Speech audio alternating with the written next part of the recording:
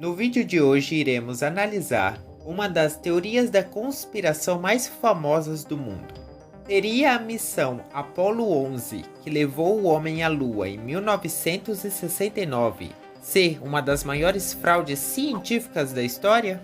Sejam todos muito bem-vindos, eu sou Guilherme Lima, esse é um quadro novo do canal. Por favor, se você gosta do assunto teorias da conspiração, se inscreva, deixe o seu like para não perder os próximos episódios. E nos comentários o próximo tema a ser tratado aqui. Por favor, antes de julgar meu conteúdo, assista até o final. O ano era 1945. A Segunda Guerra Mundial havia acabado e a paz surgia como a esperança no horizonte da humanidade. As antigas potências europeias, como Inglaterra e França, perderam o posto de liderança para os Estados Unidos, líder do bloco capitalista, e para a União Soviética, líder do bloco socialista. Esses dois países rivais disputavam a influência no mundo todo, gerando tensões políticas graves e até guerras, como no caso do Vietnã e da Coreia. Esse foi o período conhecido como Guerra Fria. Estados Unidos e União Soviética se acusavam mutuamente de querer dominar o mundo. Ambos gostavam de fazer demonstrações de poder militar e econômico para intimidar o adversário. Parecia que ambos os países estavam decididos a iniciar uma terceira guerra mundial que poderia aniquilar a raça humana. Bombas nucleares foram construídas e explodidas, guerras travadas indiretamente, ditaduras financiadas na América Latina, na África e na Ásia. Nós vamos enterrar vocês, disse Khrushchev. A Guerra Fria também se manifestou na ciência, no que você provavelmente conhece como corrida espacial. Em 1957, a União Soviética foi o primeiro país a lançar um satélite no espaço, o Sputnik. Em abril de 69, o cosmonauta soviético Yuri Gagarin se tornou o primeiro homem a ir para o espaço. Apesar do pioneirismo russo, os Estados Unidos estavam decididos a ir mais longe. O presidente John Kennedy prometeu que o homem iria para a Lua até o final daquela mesma década. Assim nasceu o programa espacial Apollo. A missão Apollo 11 durou 8 dias, 3 horas e 18 minutos, se iniciando em 16 de julho de 1969 e terminando no dia 24 do mesmo mês. Neste tempo, os astronautas percorreram mais de 1,5 milhões de quilômetros entre a ida e a volta. A um custo de 23 bilhões de dólares da época, mais de 4.000 pessoas trabalharam no projeto, 1 milhão de pessoas presenciaram o lançamento do foguete e outras 650 milhões acompanharam pela TV no mundo todo. A imagem de um homem solitário dá os primeiros passos no nosso satélite ficaram eternizadas na memória daqueles que presenciaram a mais formidável das façanhas realizadas até então.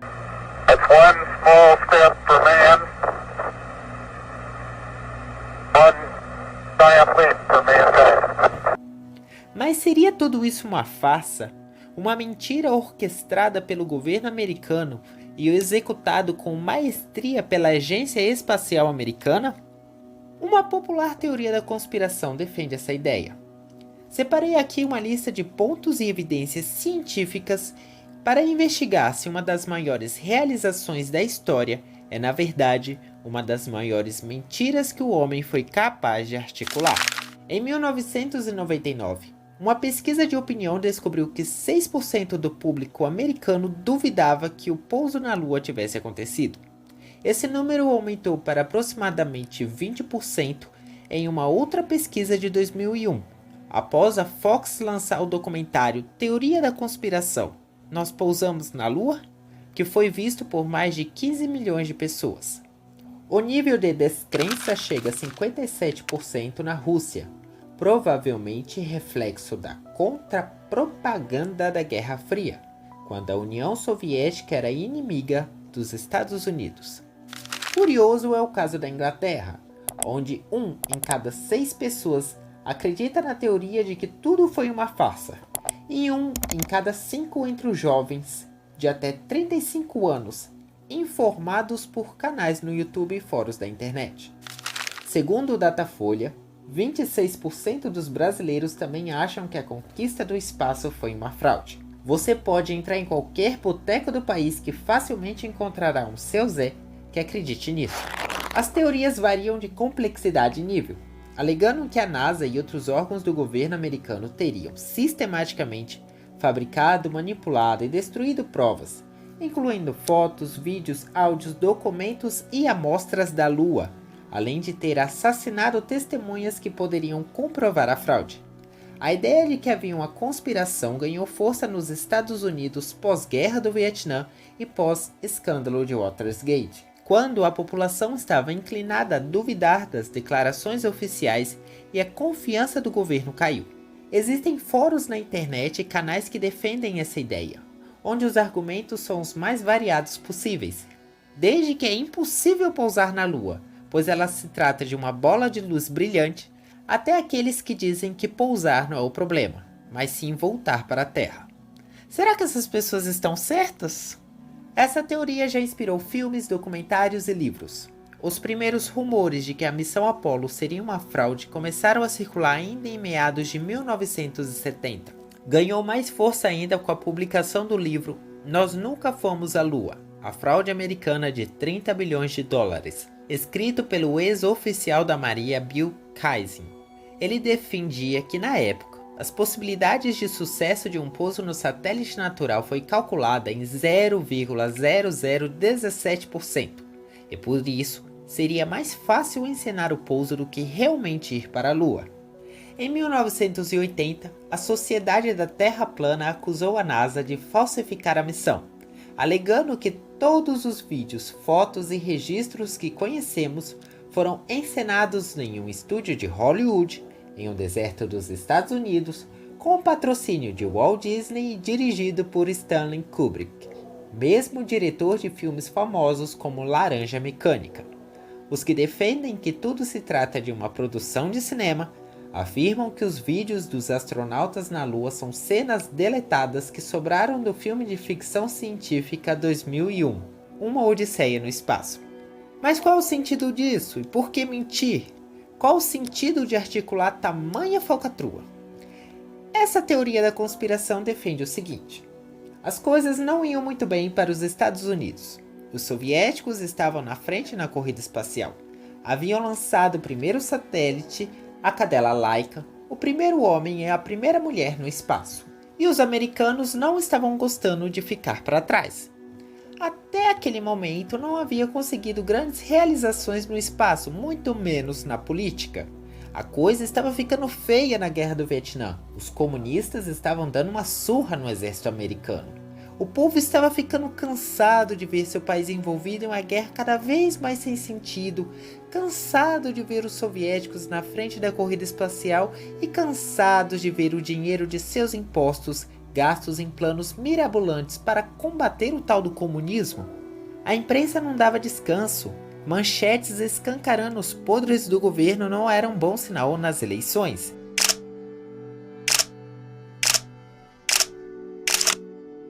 Seria necessária uma virada de jogo, um grande feito para mudar a opinião pública a favor do governo, para desviar a atenção do fracasso do Vietnã e que colocasse os Estados Unidos na liderança da corrida espacial.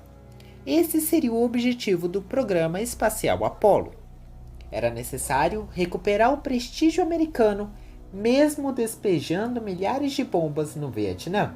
Mas as coisas não eram tão simples. Como realizar tamanha façanha em tão pouco tempo? Durante o treinamento, toda a tripulação da Apollo 1 morreu em um incêndio do foguete. Aquele foi um golpe duro para a NASA, que passou a ser questionada da capacidade de levar a cabo a missão de colocar o homem na Lua. Então, em um ato de puro desespero, uma conspiração teria sido armada. Uma das maiores farsas já articuladas seria muito bem encenada para conseguir aquilo que o governo não seria capaz por meios legítimos. A NASA enviou Wernher von Braun, um ex-oficial da SS de Hitler, que migrou para o Ocidente depois da guerra, para a Antártida em 1967, 2 anos antes da Apollo 11. supostamente para procurar e coletar meteoritos para utilizá-los como falsas pedras lunares. Ele teria participado da conspiração em troca de asilo nos Estados Unidos, assim fugindo da justiça por seus crimes durante a guerra. Enquanto isso, um foguete era construído. Depois do incêndio da Apollo 11, o governo percebeu que as naves espaciais eram perigosas. Existe muita radiação no espaço entre a Terra e a Lua, principalmente na área do cinturão de Van Allen. E essa radiação mataria os astronautas. Outro problema seria o calor, já que na superfície da Lua a temperatura pode passar dos 100 graus Celsius durante o dia. A radiação e o calor teria matado os astronautas e derretido os filmes das câmeras fotográficas. Por isso, o foguete precisaria ser lançado no espaço, mas vazio. Os astronautas, com os pés bem firmes no chão, estariam em um estúdio no estado de Nevada, onde encenavam passo a passo as imagens que o mundo acompanhava pela TV. Agora, vamos às provas. A Lua não tem atmosfera, logo não tem vento e nem brisa como ocorre na Terra. Sendo assim, por que a bandeira dos Estados Unidos aparece estar agitada como se na Lua estivesse ventando? Na Lua só existe uma fonte de luz, o Sol. Logo, as sombras deveriam ser únicas e negras. Então, por que elas são dispersas? Observe como o plano de fundo é semelhante em todas as fotografias. Até parece que as fotos foram tiradas no mesmo cenário. Os cientistas da NASA garantem que no nosso satélite não há água. Então, como as pegadas dos astronautas ficaram tão bem marcadas? Isso não parece mais areia molhada? Areia do deserto do estado de Nevada, talvez? Falei que não existe atmosfera na Lua. Logo era para podermos ver as estrelas no espaço escuro. Para onde elas foram parar? Neil Armstrong foi o primeiro astronauta a desembarcar e a pisar na Lua. No entanto, as imagens mostram do ponto de vista externo do módulo. Se ninguém havia descido ainda, quem fez essas imagens? O módulo lunar pesava 17 toneladas, mas pousou suavemente na superfície arenosa da Lua, sem deixar qualquer impressões profundas, sem espalhar poeira ou causar uma cratera. As rochas que os astronautas trouxeram para a Terra se parecem e muito com os meteoritos encontrados na Antártida. Será que Wernher von Braun, o ex-oficial nazista contratado pela NASA, foi ao continente gelado atrás dessas rochas para fazê-las se passarem por amostras vindas da Lua? Observe bem essas fotos. Elas têm uma qualidade incrivelmente alta e é possível observar cada detalhe, cada elemento e cada cor com espantosa perfeição. Uma qualidade alta demais para os anos de 1960. No cinema, quando se faz jogo de cena, usa-se marcações nos elementos para que haja erros de gravação, pois é exatamente o que se vê em uma imagem da missão na internet. Uma enorme letra C gravada em uma pedra. Muita coisa foi deixada na Lua, como instrumentos, um módulo lunar, espelhos e a bandeira americana. Então por que, nos dias de hoje, com satélites e telescópios tão potentes, não há imagem desses objetos esquecidos na Lua? Nas imagens que mostram o segundo estágio do lançamento do foguete, é possível ver o planeta Terra se afastando e o desacoplamento, mas não é possível ver a chama de exaustão. Para onde foi a fumaça? Depois da humilhação pública que o governo americano sofreu ao perder toda a tripulação de uma missão no incêndio da Apollo 1, correria o risco de passar por tudo de novo caso a tripulação da Apollo 11 ficasse doente ou morresse em uma missão transmitida para o mundo todo? Se foi tão fácil assim ir para a Lua em 1969, por que nos dias de hoje, onde disponhamos de tecnologias mais avançadas e sofisticadas, não voltamos mais lá? Agora vamos ver qual a explicação mais lógica para todos esses pontos. A verdade é a seguinte, e me desculpe decepcionar. Não existe conspiração. Ao todo, 12 pessoas foram para a Lua. Todos homens, americanos, em 6 missões diferentes. O programa Apollo chegou ao seu fim por causa de seu custo elevado. Vamos aos fatos. No caso da bandeira, ela não está sendo agitada. Ela ficou desse modo porque foi dobrada da Terra para a Lua. O astronauta não foi capaz de desdobrá-la completamente. Existe uma haste no topo para manter o tecido o mais esticado possível. Existe uma filmagem de mais de 30 minutos disponível para o público, onde o tecido da bandeira não se move 1 centímetro sequer. Isso também pode ser observado nessa foto onde Buzz Aldrin sauda a bandeira americana. Observe a ponta de seus dedos no capacete.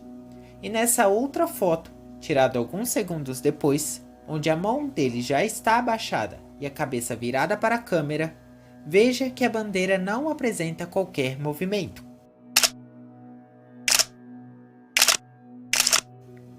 As sombras da Lua podem ser explicadas pelo fato do chão, o módulo e os trajes espaciais refletirem a luz do Sol, causando sombras dispersas e não as sombras únicas esperadas. A paisagem semelhante pode ser explicada da mesma maneira como vemos um deserto, onde uma duna de areia pode parecer uma montanha quando vista de muito perto e como uma simples colina quando vista de muito longe. Se trata de uma paisagem inóspita e estérea, que nos causa essa impressão de ser tudo a mesma coisa. Não tem água na Lua. As pegadas ficaram bem marcadas na superfície, pois é coberta por uma espessa camada de detritos muito finos, não como areia, mas como cinzas vulcânicas que marcam perfeitamente qualquer impressão. A ausência de estrelas na foto se deve ao fato do Sol estar brilhante. Portanto, elas foram ofuscadas pela luz refletida pela superfície branca. O mesmo efeito se dá quando, de um ponto iluminado, tentamos fotografar o céu de noite. As estrelas são invisíveis. As imagens feitas do lado de fora do módulo antes do desembarque se devem porque havia uma câmera acoplada na escada de desembarque. O módulo não deixou marcas profundas no solo porque o impacto foi amortecido por um motor. A radiação não matou a tripulação por 2 motivos.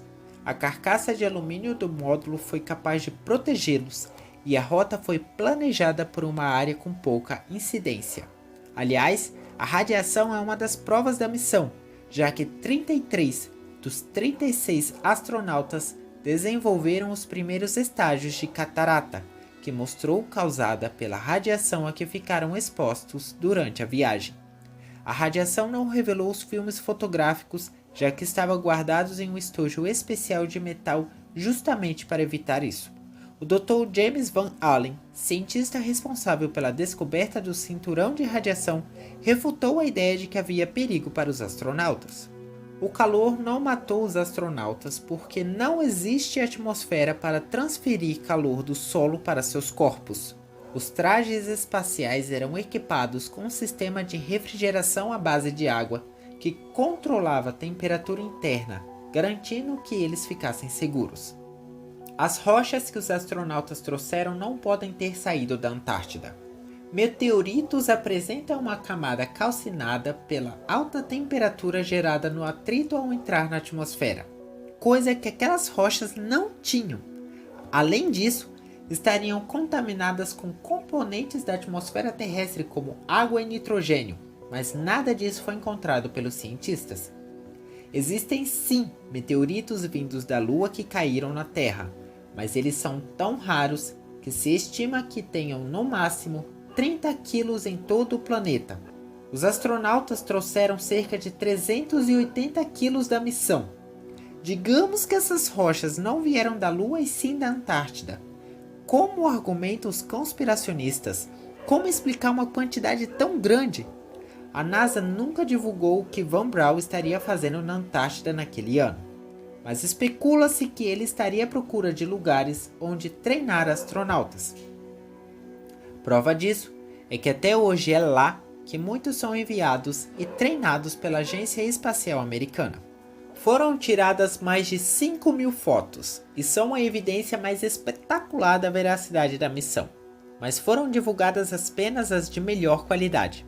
Além disso, os astronautas usaram câmeras profissionais de 70mm e alta resolução. A letra C na foto é falsa. Foi manipulada por algum internauta desocupado.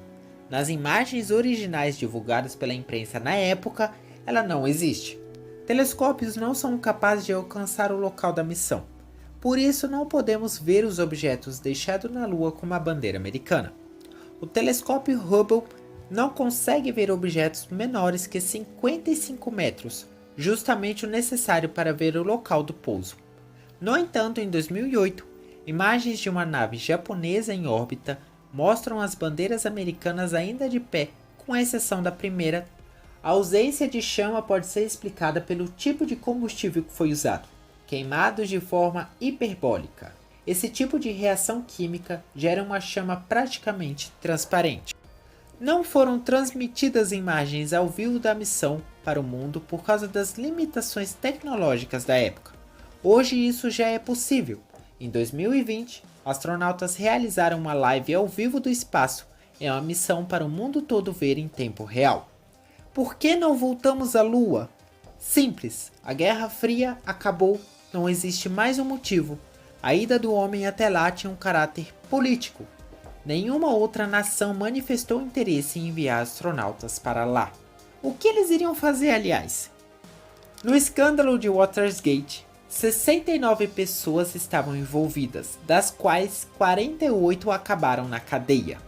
Uma única pessoa, em 69, resolveu ir ao Washington Post e contar para o mundo o que estava acontecendo. No programa Apollo, trabalharam cerca de 400 mil pessoas ao longo de 10 anos. Eram cientistas, engenheiros, fornecedores, políticos e entre outras centenas de categorias. Como, em nome de Deus, se passaram 50 anos e nenhuma dessas pessoas veio a público denunciar a maior falcatrua que um governo pode ser capaz de articular, enquanto o escândalo de Watergate, considerado um dos maiores esquemas de corrupção da história americana, não durou mais que um ano. Como é possível convencer 400 mil pessoas a guardar segredo do que seria a maior conspiração que o homem foi capaz de articular? Matemáticos fizeram cálculos e chegaram à conclusão de que se tudo fosse uma farsa, a verdade deveria ter vindo à tona em 1973 no máximo, o que já sabemos não aconteceu. Como eu já falei, por 6 vezes a NASA enviou astronautas para a Lua. Se tudo se trata de uma armação, por que correr tanto risco? E por último e não menos importante, a União Soviética era a maior inimiga dos Estados Unidos nos anos de Guerra Fria. Você consegue imaginar o quão bom seria para ela desmascarar a maior fraude científica, esfregando na cara do mundo como a nação mais poderosa do Ocidente é capaz de manipular, mentir e orquestrar falcatruas? Seria um prato cheio. No entanto, isso nunca aconteceu. Os soviéticos jamais tentaram desacreditar o programa Apollo. Eu sou Guilherme Lima e hoje eu tentei te provar que o homem realmente foi à Lua em 1969.